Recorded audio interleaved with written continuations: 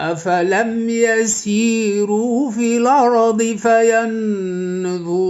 كيف كان عاقبة الذين من قبلهم دمر الله عليهم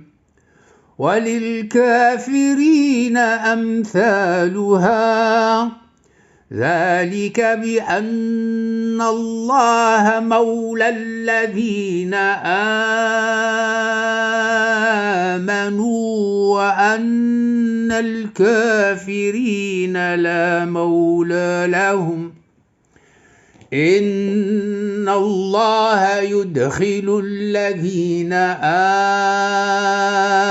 آمنوا وعملوا الصالحات جنات تجري من تحتها الأنهار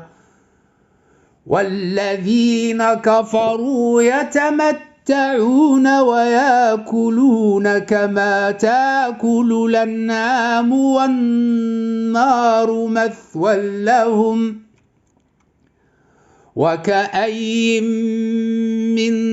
قرية هي أشد قوة من قريتك التي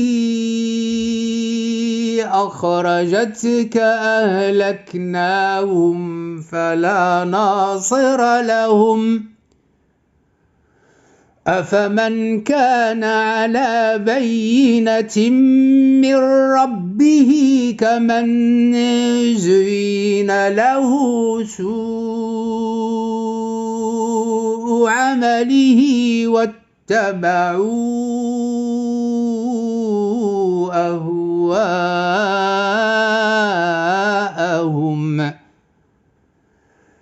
مثل الجنة التي وعد المتقون فيها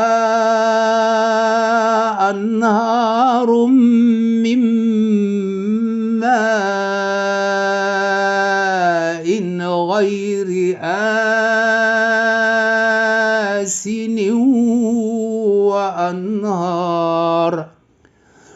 وأنهار من لبن لم يتغير طعمه وأنهار من خمر لذة للشاربين وأنهار من عسل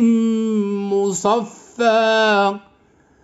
ولهم فيها من